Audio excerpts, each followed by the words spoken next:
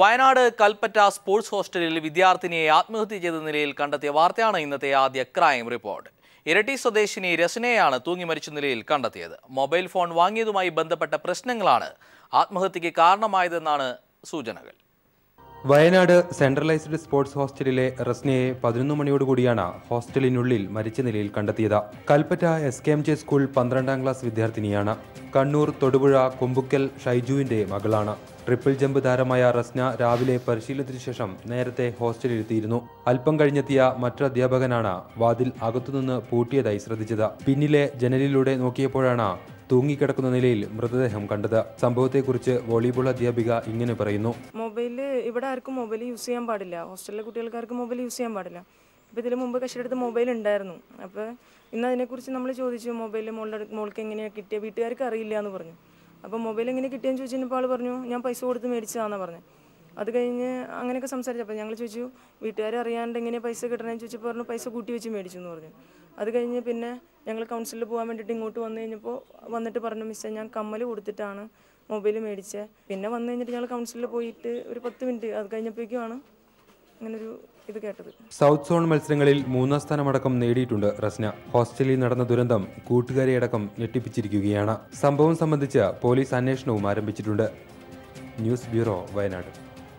വീട്ടിൽ നിന്ന് വിളിച്ചിറക്കി ഫൈനാൻസ് ഉടമയെ കൊലപ്പെടുത്തിയ സംഭവത്തിൽ 4ാം പ്രതി പിടിയിലായി. തിരുവനന്തപുരം മണക്കാട് സ്വദേശിയായ സജുവിനെയാണ് പാലോട് പോലീസ് അറസ്റ്റ് ചെയ്തത്. നെടുമങ്ങാട് കോടതിയിൽ ഹാജരാക്കിയ പ്രതിയെ 14 ദിവസത്തേക്ക് റിമാൻഡ് ചെയ്തു. പാലോട് സ്വദേശിയായ ഫൈനാൻസ് ഉടമ മോഹനൻ നായരെ വീട്ടിൽ നിന്ന് വിളിച്ചിറക്കി നടുറോഡിൽ വെച്ച് കൊലപ്പെടുത്തിയ കേസിലാണ് മണക്കാട് സ്വദേശി സജുവിനെ പോലീസ് അറസ്റ്റ് ചെയ്തത്. പോലീസ് തിരയുന്ന 1ാം പ്രതി മണക്കാട് സ്വദേശി ഷാജഹാനെ കൊലയ്ക്ക് ശേഷം രക്ഷപ്പെടാൻ അവസരമുണ്ടാക്കി കൊടുത്തു എന്നതാണ് സജുവിൻ്റെ പേരിലുള്ള ആരോപണം. കൊലക്കുപയോഗിച്ച ഓട്ടോറിക്ഷ പാലോട് പോലീസ് കസ്റ്റഡിയിലെടുത്തിട്ടുണ്ട്. കേസിലെ പ്രതികൾക്കായി പോലീസ് ഊർജിത അന്വേഷണമാണ് നടത്തുന്നത്. പാലോട് കുറുപുഴ സ്വദേശിനിയായ സീമയുമായുള്ള സാമ്പത്തിക ക്രയവിക്രയങ്ങളാണ് കൊലപാതകത്തിൽ കലാശിച്ചത്. കേസിലെ പ്രതികളായ സുബൈർ, ഷാജഹാൻ, സീമ എന്നിവരെ അന്വേഷിച്ച് പോലീസ് ബാംഗ്ലൂരിലും തമിഴ്നാട്ടിലും പോയിരുന്നു. ഇവരുടെ ടെലിഫോൺ കോളുകൾ പരിശോധിച്ചപ്പോൾ വ്യാജവിലാസത്തിലാണ് ഇവർ സിം കാർഡുകൾ എടുത്തത് എന്ന് പോലീസ് പറയുന്നു. അന്വേഷണം കാര്യക്ഷമമായതോടെ ഇവർ കോടതിയിൽ വക്കീൽ മുഖാന്തരം കീഴടങ്ങാനും സാധ്യതയുണ്ട്. News bureau, Thiruvananthapuram. ബാംഗ്ലൂർ നഗരത്തിലെ കോൾ സെന്റർ ജീവനക്കാരിയെ വാനിൽ കയറ്റിക്കൊണ്ടുപോയി കൂട്ടമാനഭംഗത്തിനിരയാക്കി. ജീവനക്കാരിയെ കത്തി കാണിച്ച് ഭീഷണിപ്പെടുത്തി മാനഭംഗത്തിനിരയാക്കുകയായിരുന്നു. സംഭവത്തിൽ 3 പേർ അറസ്റ്റിലായിട്ടുണ്ട്. ജോലി കഴിഞ്ഞ് രാത്രി 10 മണിയോടെ താമസ സ്ഥലത്തേക്ക് മടങ്ങുകയായിരുന്ന 23-കാരിയാണ് ആക്രമണത്തിനിരയായത്. ശനിയാഴ്ച രാത്രിയാണ് സംഭവം. ബംഗളൂരുവിലെ കോൾ സെന്റർ ജീവനക്കാരിയായ യുവതിയെ കത്തി കാണിച്ച് ഭീഷണിപ്പെടുത്തി മാനഭംഗപ്പെടുത്തുകയായിരുന്നു.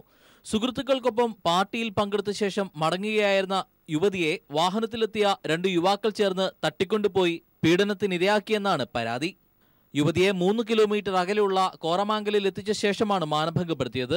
പിന്നീട് മടിവാല ബസ് സ്റ്റോപ്പിൽ യുവതിയെ തിരികെ കൊണ്ടുവിടുകയായിരുന്നു. യുവതി ബന്ധുക്കളെ വിവരമറിയിച്ചതിനെ തുടർന്ന് ബന്ധുക്കളെത്തി യുവതിയെ ആശുപത്രിയിൽ പ്രവേശിപ്പിക്കുകയായിരുന്നു. എന്നാൽ യുവാക്കളിൽ ഒരാൾ യുവതിയുടെ പരിചയക്കാരനായിരുന്നുവെന്ന് പോലീസ് പറയുന്നു. പരാതിയുടെ അടിസ്ഥാനത്തിൽ CCTV ദൃശ്യങ്ങൾ പരിശോധിച്ചാണ് പോലീസ് പ്രതികളെ കണ്ടെത്തിയത്. മധ്യപ്രദേശ് സ്വദേശിനിയാണ് യുവതി. സെന്റ് ജോൺസ് ആശുപത്രിയിൽ പ്രവേശിപ്പിക്കപ്പെട്ട യുവതി തിങ്കളാഴ്ച ആശുപത്രി വിട്ടു. News desk. കഴിഞ്ഞ 1 വർഷമായി 1.5 വയസ്സുള്ള മകളെ കാത്ത് കഴിയുകയാണ് ഇരട്ടി കീഴ്പള്ളിയിലെ ഫാത്തിമ ഷുഹൈൽ ദമ്പതികൾ. വീട്ടിൽ ചായ കുടിച്ചുകൊണ്ടിരിക്കവെയാണ് ഇവരുടെ മകൾ ദിയയെ കാണാതാകുന്നത്. കണ്ണൂരിൽ നിന്ന് ജോഷില ആ കഥ പറയുന്നു.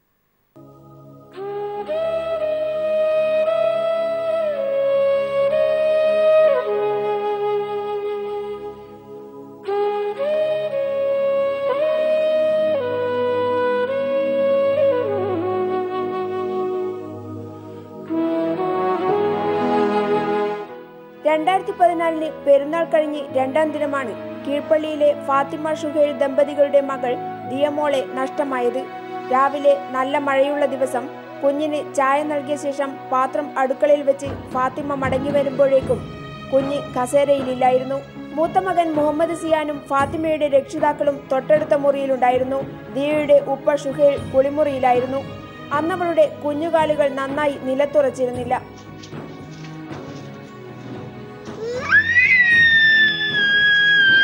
പിച്ച വെച്ച് വേച്ച് വീഴുമായിരുന്ന കുഞ്ഞ് മഴയത്ത് നടന്നു പോകില്ലെന്ന് ഫാത്തിമയ്ക്കറിയാം. 2 വീടുകൾക്കപ്പുറം 100 മീറ്റർ അകലെയുള്ള തോടിലും കുട്ടിക്ക് പോകാനാവില്ല. ഒരമ്മ എപ്പോഴും വേദനിക്കുന്നതല്ല, മക്കളെക്കുറിച്ചാണല്ലോ ഒരമ്മമാർക്ക് എപ്പോഴും. ഞാൻ പറയുന്നത് ഇതിൽ കണ്ടു കിട്ടുന്നവർ എത്രയും പെട്ടെന്ന് അറിയിച്ചിട്ട് എൻ്റെ കുട്ടിനെ എൻ്റെ അടുത്തേക്ക് എത്തിക്കണം ഉള്ളതാണ് ഞാൻ അപേക്ഷിക്കുകയാണ് എല്ലാവരും. വിവരമറിഞ്ഞെത്തിയവർ തോടിലായിരുന്നു മകളെ തേടിയത്. പക്ഷെ പോലീസ് നായ വീടിന് പിന്നിലെ റബ്ബർ തോട്ടത്തിലൂടെ കടന്ന് മറ്റൊരു വീട് ചുറ്റി നിൽക്കുകയാണ് ചെയ്തത്. കുട്ടിയെ ആരോ തട്ടിയെടുത്തതാണെന്ന് വ്യക്തം. അങ്കമാലിയിലടക്കം കുട്ടിയെ കണ്ടതായി വിവരം ലഭിച്ച് രക്ഷിതാക്കൾ പോലീസിനെ വിവരം അറിയിച്ചിരുന്നു. പോലീസ് അന്വേഷണം വേണ്ട വിധം നടത്തിയില്ലെന്നും ഫാത്തിമ പറയുന്നു. എങ്ങനെ പോലീസ് അന്വേഷിക്കുന്നുണ്ടോ എങ്ങനെയാണെന്ന് ഞങ്ങൾക്കറിയില്ല. ഞങ്ങൾ വിളിച്ചൊക്കെ ചോദിക്കുമ്പോൾ ഞങ്ങൾ അന്വേഷിക്കുന്നുണ്ട് എന്നാണ് പറയുന്നത്.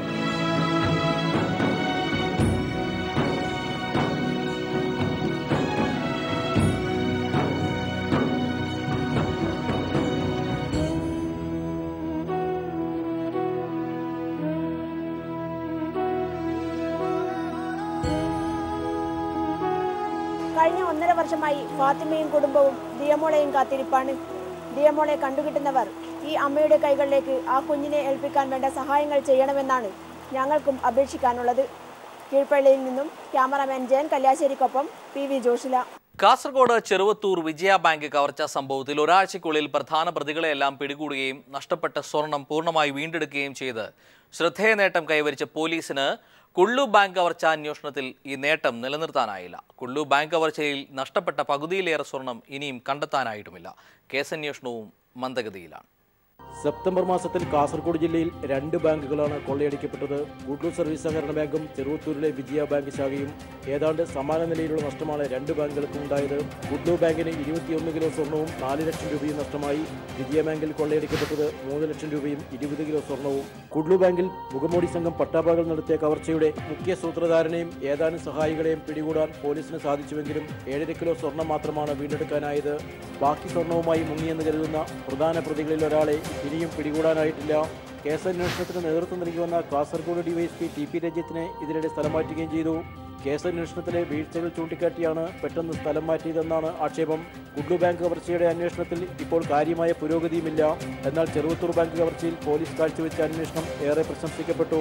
ജില്ലാ പോലീസ് മേധാവി ഡോക്ടർ ശ്രീനിവാസന്റെ മേൽനോട്ടത്തിൽ DYSP ഹരിചന്ദ്രൻ നായിക്കിന്റെ നേതൃത്വത്തിലുള്ള പ്രത്യേക പോലീസ് ടീമാണ് ചെറുവത്തൂർ ബാങ്ക് കവർച്ച അന്വേഷിച്ചത്.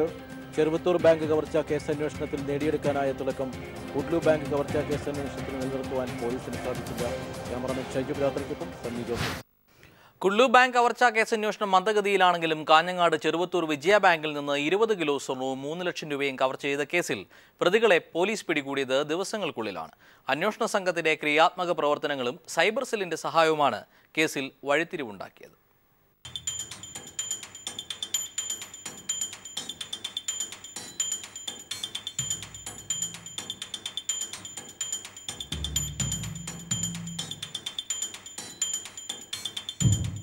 അതിവിദഗ്ധമായായിരുന്നു ചെറുവത്തൂർ വിജയ ബാങ്കിൽ കവർച്ച നടന്നത്. കാഞ്ഞങ്ങാട് സ്വദേശിയായ അബ്ദുൽ ലത്തീഫാണ് കവർച്ചയുടെ മുഖ്യ ആസൂത്രകൻ. കേസിലെ 7 പ്രതികൾക്കും പ്രത്യേകം ജോലി ഏൽപ്പിച്ചു നൽകി ഒരിക്കലും അന്വേഷണ സംഘത്തിന് പിടികൂടാനാകാത്ത രീതിയിലായിരുന്നു കവർച്ചയുടെ ആസൂത്രണം.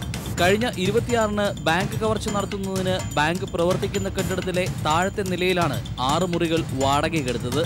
ഇത് വാടകയ്ക്കെടുക്കാൻ ഏൽപ്പിച്ചതാകട്ടെ ചെറുവത്തൂരുകാർക്ക് പരിചിതമില്ലാത്ത കന്നഡ കലർന്ന മലയാളം സംസാരിക്കുന്ന കുടക് സ്വദേശി സുലൈമാനിയും. മഞ്ചേശ്വരം സ്വദേശിയായ ഇസ്മായിൽ എന്ന പേരിലാണ് ചെരുപ്പ് കട തുടങ്ങാനെന്ന് പറഞ്ഞ് റൂമുകൾ വാടകയ്ക്കെടുത്തത്. ബാങ്കിന്റെ 1-ാം നിലയുടെ കോൺക്രീറ്റ് മുറിക്കാൻ നിയോഗിച്ചത് ഇക്കാര്യത്തിൽ അതിവിദഗ്ധനായ ഇടുക്കി സ്വദേശി രാജേഷ് മുരളിയെയാണ്. ഇയാളെ ജയിലിൽ നിന്നാണ് ലത്തീഫ് പരിചയപ്പെടുന്നത്. കുറ്റകൃത്യങ്ങളിൽ ഉൾപ്പെട്ട ഒരാളെ പിടിച്ചാൽ പോലും തെളിയിക്കാൻ പറ്റാത്ത രീതിയിലായിരുന്നു ആസൂത്രണം. കാഞ്ഞങ്ങാട്ടെ രാജധാനി ജ്വല്ലറി കവർച്ച കേസിന് സമാനമായ രീതിയിൽ നടന്ന കവർച്ചയായതിനാൽ പോലീസ് ഈ വഴിക്ക് അന്വേഷണം നടത്തുകയായിരുന്നു.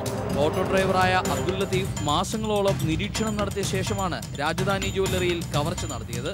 ജ്വല്ലറിയുടെ സമീപമുണ്ടായിരുന്ന ഇലക്ട്രിക്കൽ ഷോപ്പ് ഉടമയെ ഇൻവെർട്ടർ ഫിറ്റ് ചെയ്യാനെന്ന വ്യാജേന ബദിയടുക്കയിലേക്ക് വരുത്തി 2010 ഏപ്രിൽ 16-ന് വെള്ളിയാഴ്ച ജ്വല്ലറി ജീവനക്കാർ ജുമാ നിസ്കാരത്തിന് പോയ സമയത്തായിരുന്നു കവർച്ച. ഏപ്രിൽ 15-ന് വിഷുദിനത്തിൽ ജ്വല്ലറി അവധിയായതിനാൽ ആ ദിവസം ഇലക്ട്രിക്കൽ ഷോപ്പിൽ കയറി സ്ലാബ് തുരക്കുകയും അടുത്ത ദിവസം ഉച്ചയ്ക്ക് കവർച്ച നടത്തുകയുമായിരുന്നു. ഇതേപോലെ ബാങ്ക് അവധിയായ ശനി ഞായർ ദിവസങ്ങളാണ് വിജയ ബാങ്കിലെ മോഷണത്തിനും തെരഞ്ഞെടുത്തത്. ലത്തീഫിനെ പിടികൂടിയെങ്കിലും കുറ്റസമ്മതത്തിന് ഇയാൾ തയ്യാറായിട്ടില്ല.